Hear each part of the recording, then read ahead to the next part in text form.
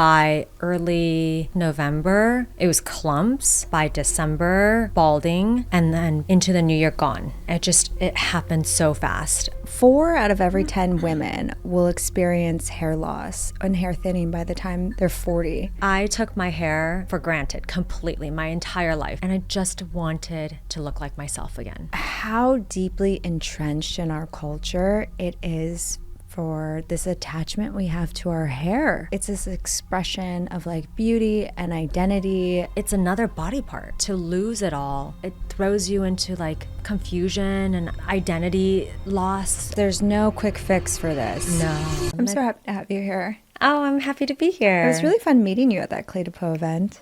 I think it was meant to be. Yes. I mean, I don't usually unleash all of my hair trauma on a perfect stranger, but I think there was some form of fate or destiny in that meeting. I believe in that too. I'm a big believer in like the universe guides us, and there are no coincidences ever in life. Right. Yeah.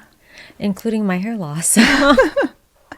So around 4 out of every 10 women will experience hair loss and hair thinning by the time they're 40, which is a pretty shocking number to me. But I think that this level of understanding is finally being brought to the forefront, and it's being brought so by people who are opening up, and sharing what they're going through and really moving this conversation forward so women can feel seen. Like, this is something that's been going on for a long time, but I think we're getting to a point now where people want to talk about these conversations. So that's why I'm really grateful to have you here. It's very exciting that you're so open and willing to chat about what you're going through right now, or what you went through, still going through with hair loss and hair thinning. So tell me a bit about, when did you first start noticing, hey, this is not normal, regular, everyday shedding? Well, just to take it back a little bit, when you were talking about disclosure and, people speaking more openly and transparently about hair loss, especially female hair loss, I feel as though like it's a little bit of deja vu, because almost 2 decades ago, I was experiencing infertility. And at that time, it was a little bit more taboo, well, a lot more taboo than now, to speak about infertility. And I really had to go through that struggle alone.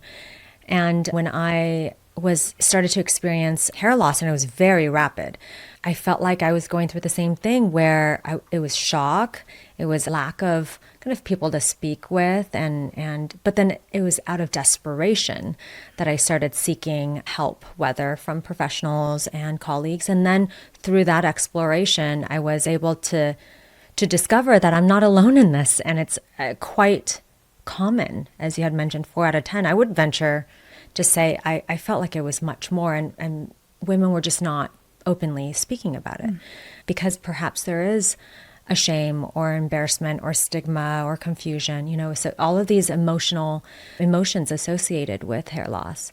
For me, I took my hair for granted completely my entire life.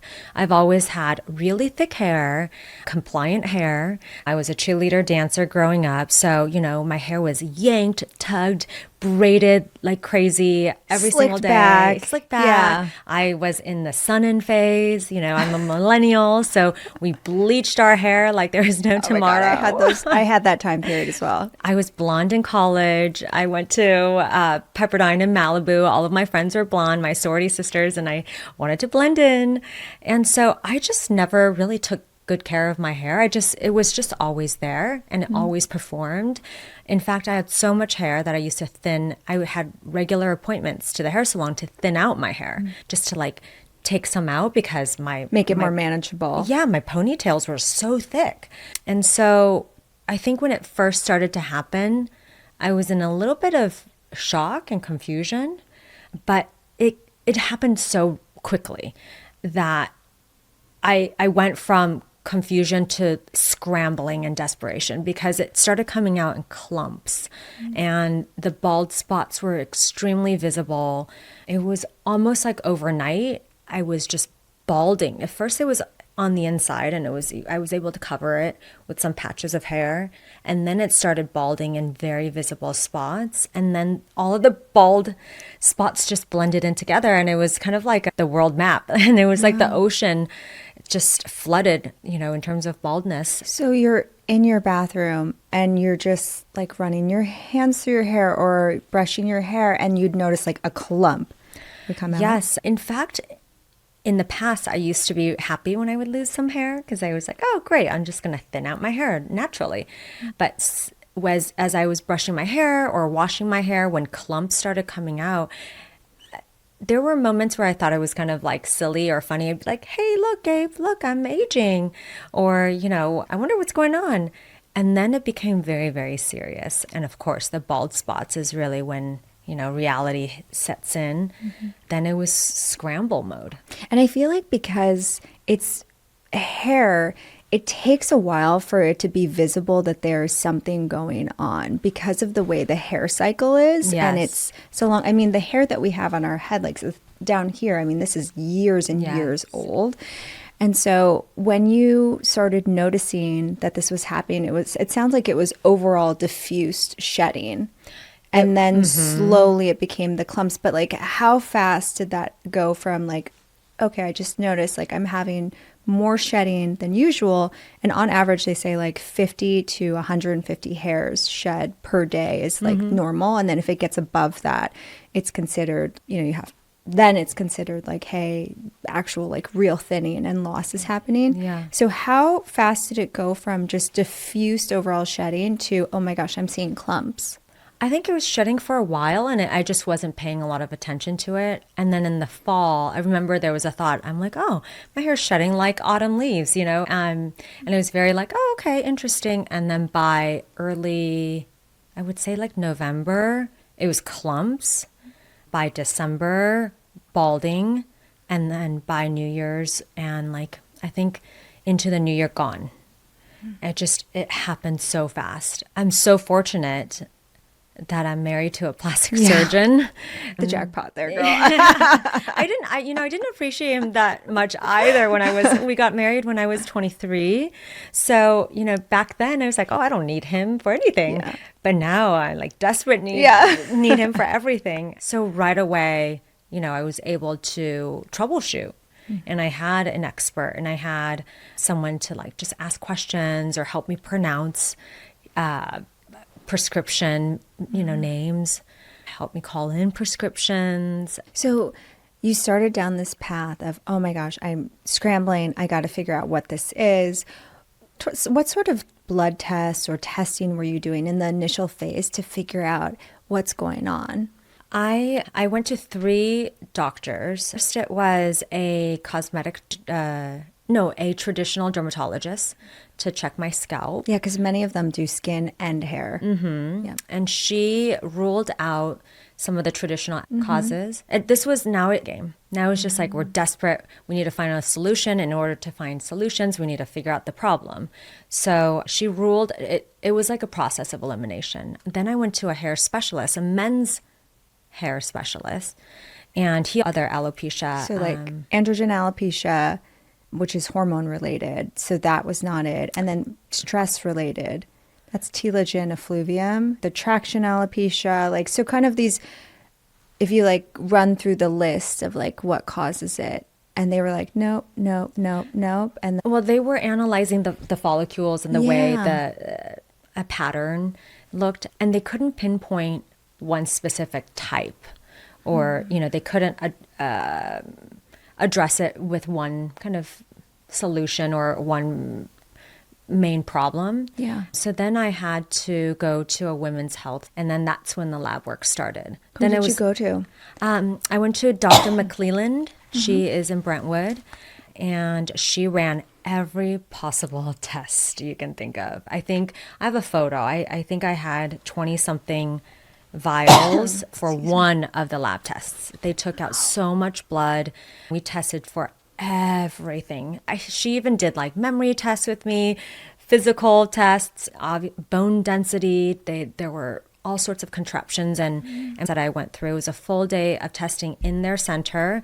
And she also sent technicians to our practice in Beverly Hills. Fortunately, we for that sort of thing, and got a lot of tests done. And then what we really all came to I had underlying borderline health problems already, deficient in a lot of things. And then on top of that, there was a lot of stress. I normally live a stressful life, but yeah, we're in LA. It's fast paced. There's like events and work and parties, and and motherhood. Yes. I mean, there's a lot happening. And a stressed out person. Like I've managed stress my entire life. So we had to really pinpoint, like, were there particular instances or times a couple months back that really spiked my stress. And there actually was. We had a home invasion attempt at our home, and it was like the one time we didn't security. We were switching security companies, and someone must have found out. But I'm so sorry. And it was, I've never experienced that. Unfortunately, it's become quite a common thing. But, back then it was starting to occur, and I didn't even think it would happen to me because we always had so much security around. So that was actually very traumatizing, I guess, for me, and I just really suppressed it. But the aftermath of something like, dealing with insurance, dealing with But it puts you on high alert. Like, I would just imagine that my nervous system would be constantly like looking over my shoulder, double checking all the locks. Yes. Like, and you have your young son, and you want your home to be a place where you're protected and safe. And so I can imagine that feeling very invasive and upsetting. Yes. And because we did feel that it was somewhat of an inside job, that I think that also caused additional stress, because we started looking around, like, who's in our circle and who authorized the recording to be stopped, or like who, cut the, X, Y, and Z. So I think that period, that was a couple of months before the major hair fallout. So I think that was a big component. And then also Dr. McClelland's team, they kind of reverse engineered some of my hair products. Oh. They found that there were some preservatives and some chemicals that were, not conducive to my hair health.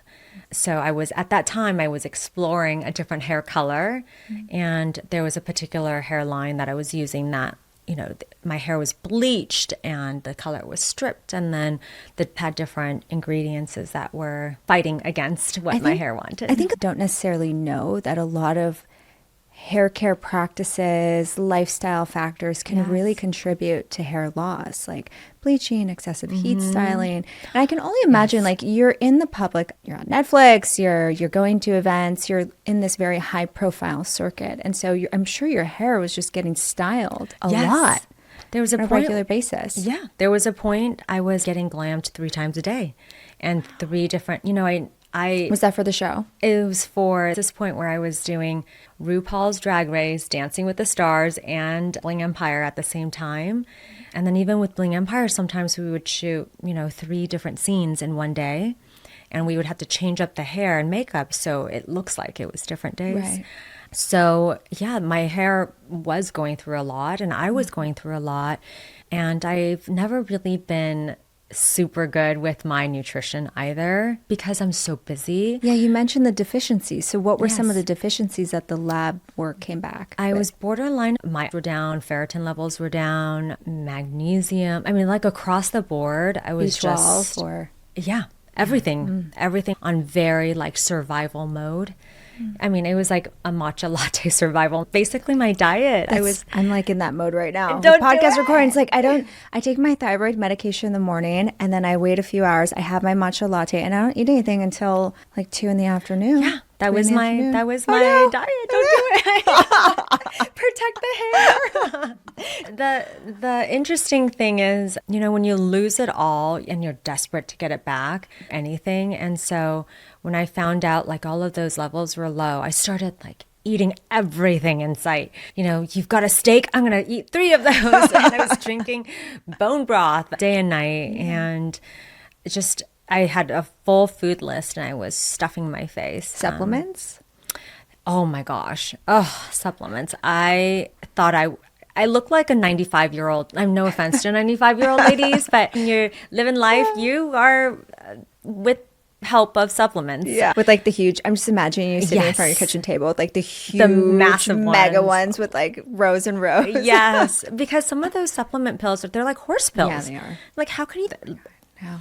Who swallows this kind of stuff? Well, I guess you had to go through this. Yeah. My gosh. And then how long were you doing this very intensive overhaul of like diet and supplements? Did you get to a place where you're like, okay, finally I can take a little bit of a breather? Oh no, I just threw everything in the kitchen sink against the wall. Like we did the hair cap, which the red LED hair caps that you're talking about. Yeah. Like I was already unsexy, and then on top of that, I had to wear this thing. I don't think you could ever be unsexy ever. Luckily, I've been married for so long, and also fortunately, he's a doctor, so a lot of this stuff, like, he sees less through maybe sexual eyes and more through like, ooh, interesting. Let's figure this problem out, like scientific eyes. Right. Telling myself to make myself feel better. But like the red LED reduces inflammation in the scalp. And it can help to trigger some regrowth. So did you notice that the red LED cap was helping? You know, I tried everything together all at once. Okay. Because I had no time to waste. So supplements, gummies, the cap, the steaks, the food, the diet. I mean, I was like shoving seaweed down my mouth and chugging bone broth. Rich in electrolytes and minerals. And yes. Yeah. And then, of course, there was prescription medication. So I had the horse pills and then the other set. Did you try spironolactone? Yes. Also minoxidil. Oral minoxidil? Both. Oral and topical. So in the mornings, you know, my husband's older, so he has always been using, you know, minoxidil. Is it minoxidil or minoxidil? No, you had it right the first time. Minoxidil. Okay. Yeah. Minoxidil. So now in the mornings and then getting ready You're together. Both and then I had to buy like in bulk. It was just, it's very demoralizing. And then it's like a couple that minoxidils together stays together. And that helped inch, you know, progress forward. But the things that really progress, I would say, is my husband was injecting me with steroids into the scalp. And then he injected, we did PRP to the scalp. I've heard that's great and really beneficial. Like night and day. You can see that right away. I mean, not right away, but like faster and more evidently. Support for the show comes from SK2. You've probably heard you should invest in your 20s and 30s so your finances are set up for the future. The same goes for your skin. SK2's facial treatment essence has been my go-to for keeping my skin healthy, glowing, and resilient today and long term. I struggled with dryness, oiliness, redness, and reactive skin, but SK2 helps smooth, firm, and brighten my complexion. It's powered by Patera and targets fine lines, wrinkles, sunspots, and loss of firmness, and you can see visible results in just 1 week.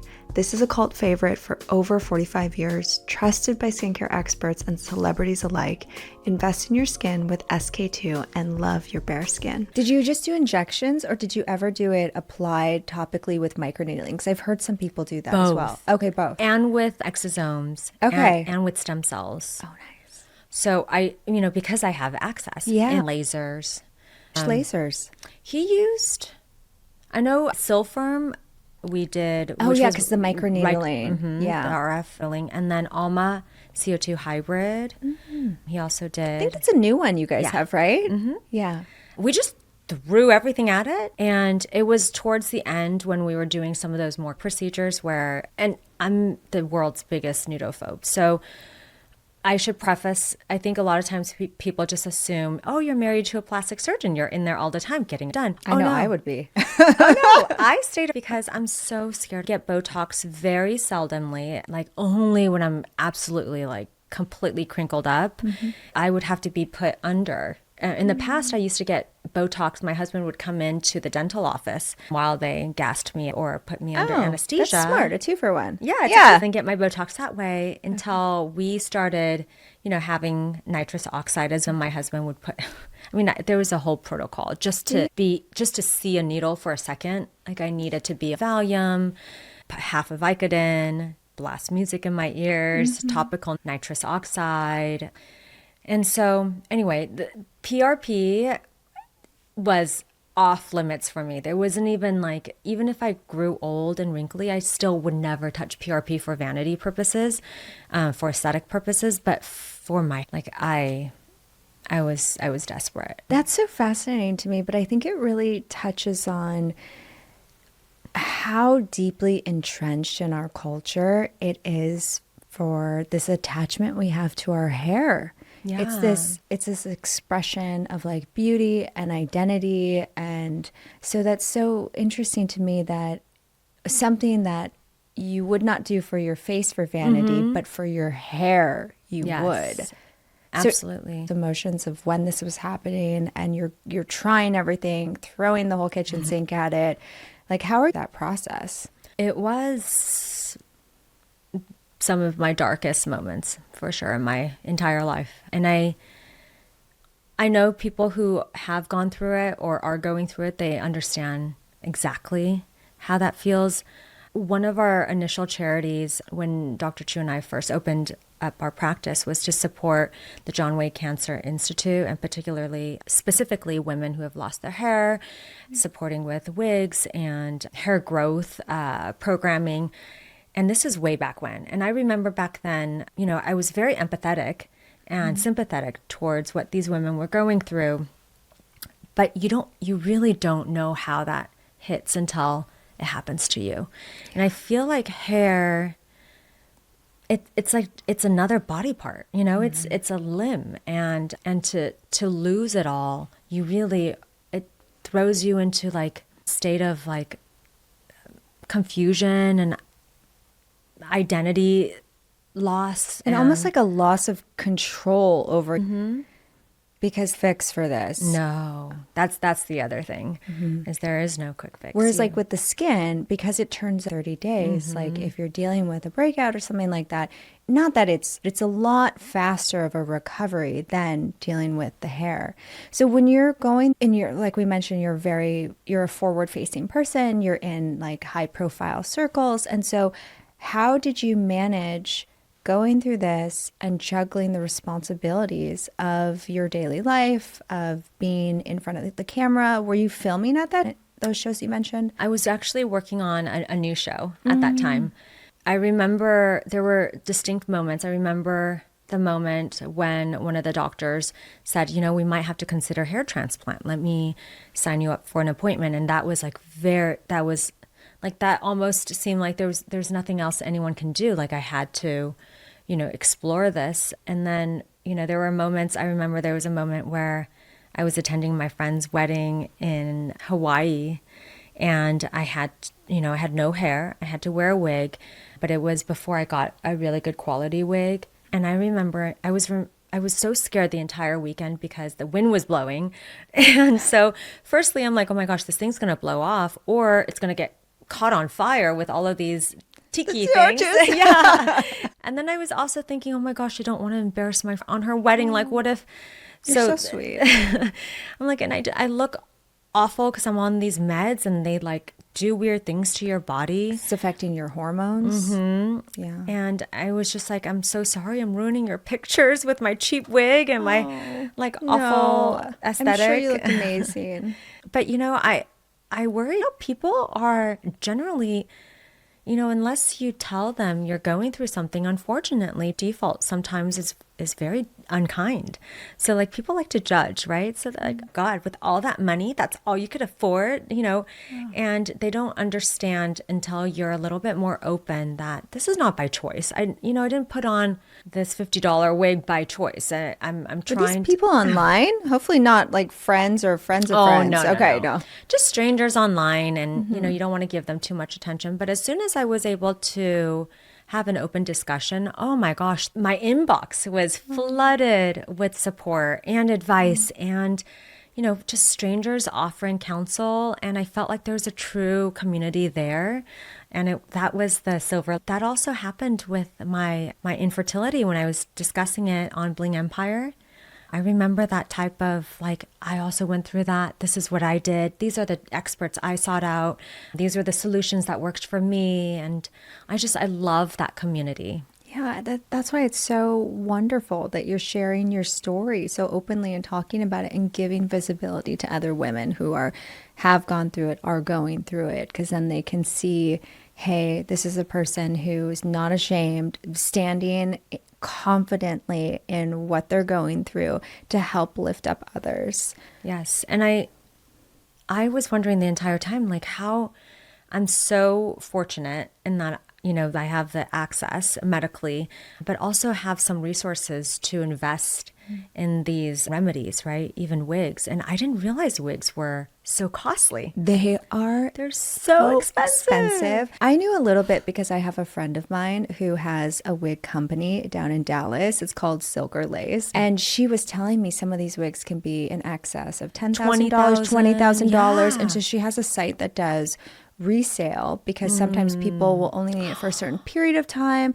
styles, and it can be really costly to accumulate multiple pieces. And so it's almost like the real, except for wigs. That's wonderful. Yeah. Oh, I would love to donate mine to Oh, that you're cause. so sweet. Yeah, I'll connect you after the Yes. show. But so you got the wig, and you got a human hair wig, and where did you go, and how did you feel about wearing it? When did you wear it? When did you decide, no, I'm not going to wear this? Well, I definitely was I thrust myself into the world of wigs, the wonderful world of wigs, where there are a lot of options and a lot of places to go to, something for everyone.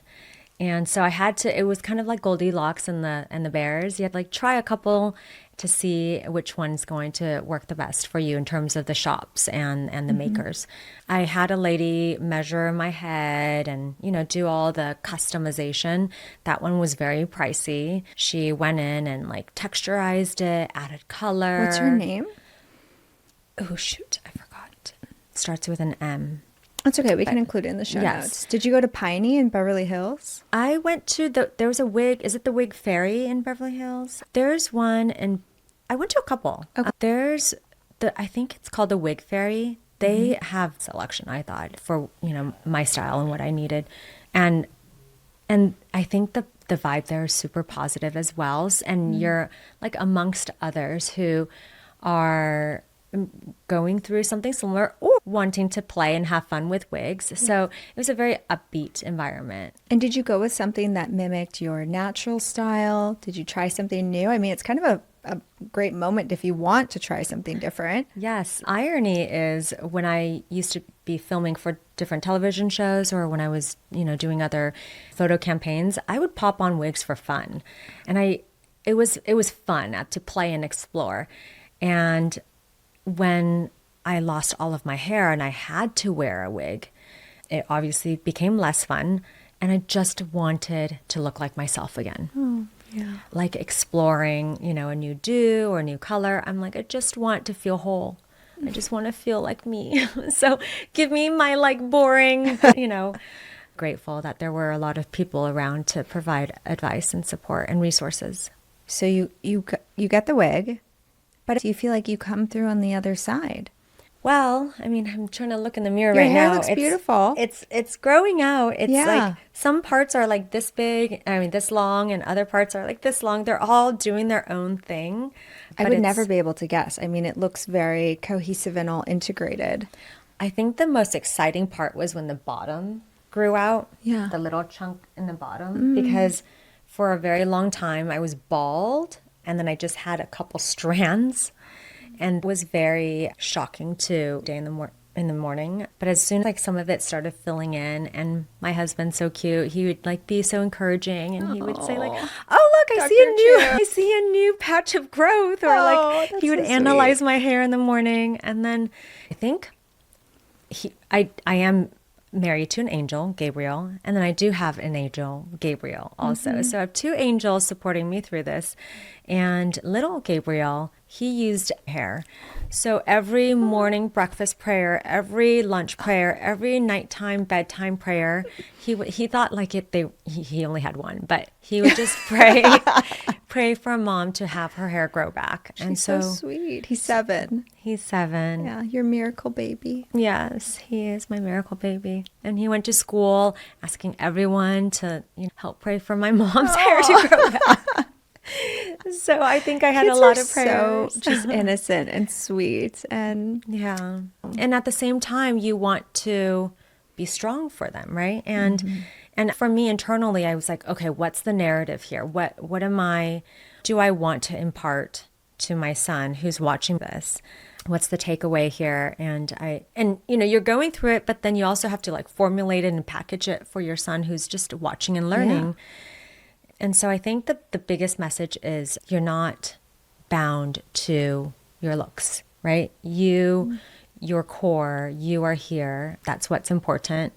And then another part is just resilience and optimism, and pushing through it. And so because I was teaching him that, I had to ascribe to it myself, which is very hard to be very optimistic during that time.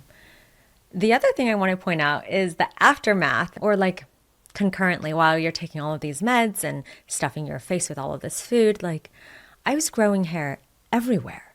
I mean, the good news was I was growing hair, but the bad news is I was growing hair everywhere. Please tell me it was like eyebrows and eyelashes. That's my dream. I mean, I need my eyebrows to come in. That would have been amazing. I know, I'm somehow losing my eyebrows again. I feel like this is just like Asian genes, like we get great head of hair, but then like I have no eyebrows, I have no eyelashes, and yeah. Were you getting like on your arms and legs? Everywhere. It was non-discriminatory. It was like growing everywhere. It was just like, you want hair? And so again, I would be putting on the topical, like doing the hair thing with my husband, who like legitimately, has normal hair loss for his age. But also I was like shaving my face. Right. Which is so weird. Right, because you're doing the oral minoxidil and you're doing the topical minoxidil. And I don't know, were you doing at the same time spironolactone, oral medication? I had everything. Okay, like because 12 pills a day. And the men's minoxidil, there's a different percentage. They always recommend like, go for the men's percentage. But the reason they do the lower dose for the women is because they're concerned about facial hair growth. So you experience that. Yeah. And I'm not a hairy. No, you're Asian. Yeah. Yeah, I've never had a lot of hair, hair anywhere else but my head. Yeah, most don't. So that was a really trippy, traumatizing. Is it like slightly funny, but very embarrassing and awkward? Is it like 1 or 2 hairs, or is it? No, it was the whole thing. Like you're doing. I'm a bear. Somehow I became like Cousin It. It was awful. But then I'm happy that hair is growing. So, and then now I learned that the gummies, sometimes you can overdose on biotin. And the biotin was breaking me out. Right, because it can cause acne breakouts. Yeah, if you have too much of it. So I was growing hair everywhere. I now had acne everywhere. And I am gaining crazy amounts of weight. All the steaks. Yeah. Yes. And so, there you go. So I'm looking at myself like, okay, what's the perfect balance here? How do I manage this situation? But I'm just so grateful the hair grew back. Wait, so how did you manage it? Well, I really didn't like the hair growing on my face situation. So as soon as the patch, I was okay with slowing down hair growth here if it would slow down hair growth here, because that was very strange for me. So what did you cut back that you feel? I cut back the oral minoxidil. Minoxidil. Yeah, you got it. You got it, girl. So you cut down the oral and then it just right away nipped it in the butt? Yeah. Okay. The oral was pretty strong. I mean, apparently it's working. But it was awkward. I mean, I remember I had to go in. I'm like, what is this? Laser hair removal and everything, waxing, everything. I'm scared of, generally, if I don't have to do laser, I won't. So it was just good old waxing. Okay. Yeah. Wow. And so, but your hair looks beautiful now. Thank you. And so, like, tell me about how long did it take when you were on the supplements, doing the oral medications, the topical minoxidil, adjustments to your PRP injections, microneedling of the PRP, the Alma, the Silfirm, all of this. Like, at what point did you get to, how long did it take for you to get to the point where you said, oh, this is great. I'm where I want to be. I feel like I can taper off quite a few of these things. Or are you still utilizing a lot of these different protocols? I think now is the point where I'm starting back. And how long has it been? A year? Mm-hmm. Okay. Yeah, and my hair grows very fast. I've had a lot and very long hair for most of my life. So thank goodness that it kind of went back to that now with like a huge boost. Yeah. But it was funny too, because while I was growing back in the mornings when I would wake up, what were those? They weren't Flurbies. What were they? When like Chia Pets? Like, it was just like, I'm thinking Labubu's because something, yeah. Like so it just, I would wake up and it would be like poof. Oh, like those cute little troll dolls. Yeah, trolls. Yes, trolls. Just put the gem in your belly button. Oh yes, yes, yeah. I would wake up looking like a troll. Mm-hmm. And what was your hair care routine during that process? Because you told me you overhauled it. Yes. So we immediately switched out the shampoo and conditioner. And thanks to my husband, who kind of did all the research and picked everything out for me. So I would love to give you a list of what I'm using now. Yeah, that would be great. Because I'm sure people at home want to know, hey, how can I try to integrate some items of what you're doing into the routine? So it sounds like the products have been helpful. Definitely. I think it was a team effort. It was definitely a, takes a village type of situation. But my only kind of advice to all women is that don't think it can't happen to you, because I was probably the least, likely in my head, the least likely for this to happen to. I guess I am getting older, but I had so much hair. Like I couldn't even stop my hair growth. I had so much of it. So it wasn't even on my radar. Hair loss was never on my radar, and it happened so fast. And so my advice is actually to take preventative care, to like get ahead of it. Even though you don't think it could ever happen to you, like why not, eat healthier? Why not get frequently tested? Why not pay more attention to your body? I think I was neglecting my body a lot. And, that was my wake up call. Not do some PRP to your hair while you still have it doing very well. Why not just do all of these things which only help? Yeah, I'm a huge proponent of prejuvenation versus rejuvenation, like Yes. the prevention. Yeah. Right? And so like I use a hair growth serum after I shower, Yes. towel dry my hair. I always do that just to maintain the health of my scalp. Yeah. I'm stimulating, make sure to use one of those brushes that has the long bristles. I'm on spironolactone for my hormonal acne, and that has helped my hair a lot. And I'm also on hormone, I'm in perimenopause.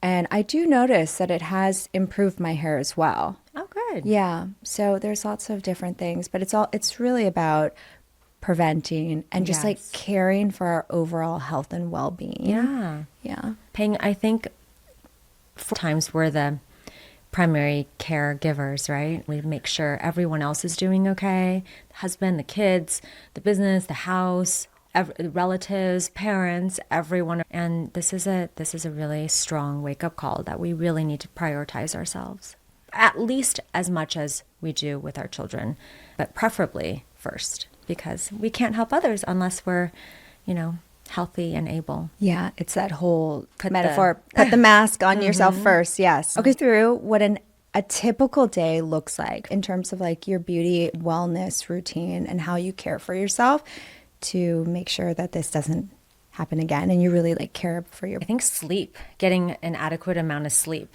is so important. And it's, a little hypocritical for me to be saying this because I went to sleep a little bit later last night. Yeah, you're at a party. But, I used to laugh at my friends who would be like in bed by 9 or 10. But really, I'm trying to prioritize that now. Having enough water, reducing alcohol consumption. Again, a little hypocritical because I had some last night. Once in mind, you got to also live. I think there's the tension between finding that right balance of, okay, I'm going to do all of these wellness practices, but then also just live my life, because there has to be some of that too. And I think I've always taken skincare for granted, actually self-care for granted, because I'm married to a surgeon or a plastic surgeon, and because I've to all of that. Because I think it's so easy for me, I don't carve out space and time for it, and I don't really respect and cherish it, or I haven't in the past enough. So now I really do give myself, like, it's okay if I take a good solid 30 to 40 minutes in the morning instead of, grabbing and going. In the past, I would just kind of do whatever I can on the go. And now I manage my time a little bit better. And, getting the right help, which is something which is on my to-do list. I think, knowing your limits.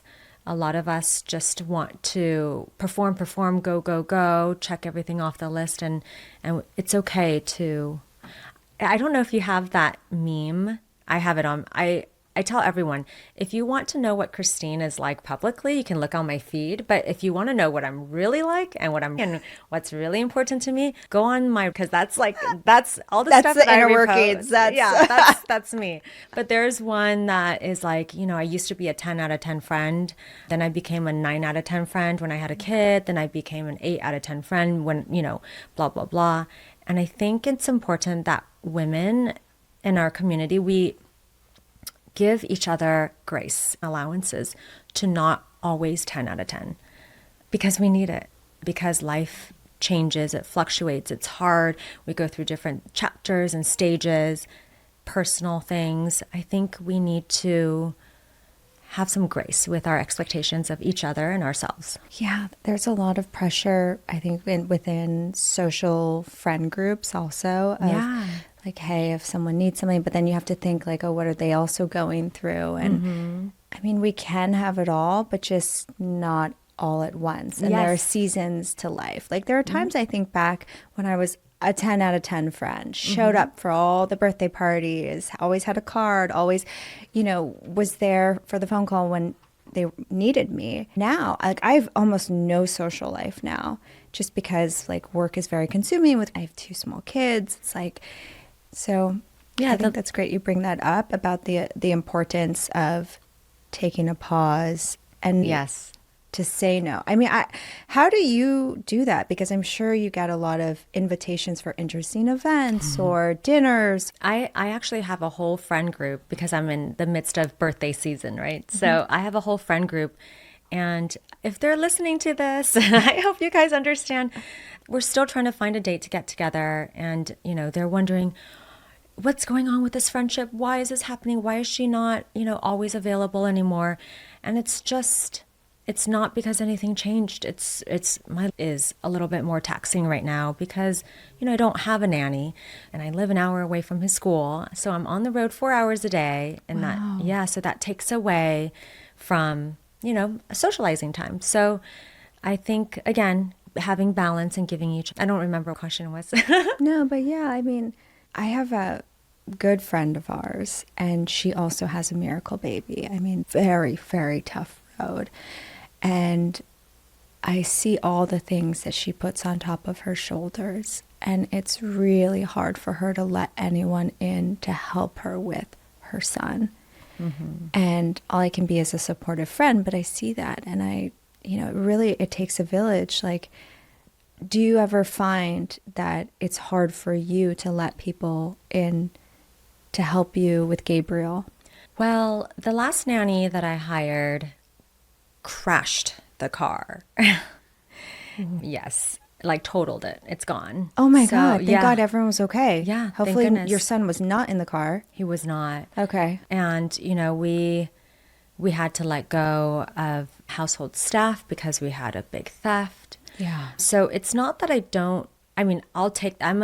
like to delegate, but when betrayal or the trust is broken, you're just a little bit more cautious on the next round. Yeah. But, even little things like I think can add stress that I'm trying to recognize to like remove. So for instance, I'm so particular that like I can never show up to someone's house empty-handed. And we're in the midst of holiday parties and season. So like I have to get a special gift for everyone whenever I go to any party. And like even today, usually when I come to an interview or a podcast, I would come with something. But I have to tell myself like, it's okay. Yeah. You can send it afterwards. It's the thought that counts. But just your appearance, just your time shared. Like that's such a gift. Thank you. But so even like, yesterday I was sending out belated hostess gifts because I wasn't able to show up with one. Whereas in the past that would have like stressed me out completely, and I would have, just run to any store and then I would have had to gift wrap it. I just have to let myself know that I don't always have to be an 11 out of 10. Like it's okay to be 7 now. There's a lot of pressure. Yeah. Our oldest daughter went to a private preschool, and when we were there, the expectations were very high, and I was not accustomed to that. And it felt very anxiety inducing for me because there's this feeling, this was for me, of like, these are the social norms, these are the social graces that are accepted, and if a person does not meet, get ostracized from the group. And so it creates like all this pressure. Like it almost sounds like there's an element of that piece. Is it part of that? Definitely. I've always been in the social scene and social life in LA. But as a new mom with a young child, that's a whole nother environment. And because my parents were so busy, they were never involved in my kind of childhood and school life. I wanted to do the complete opposite with Gabriel.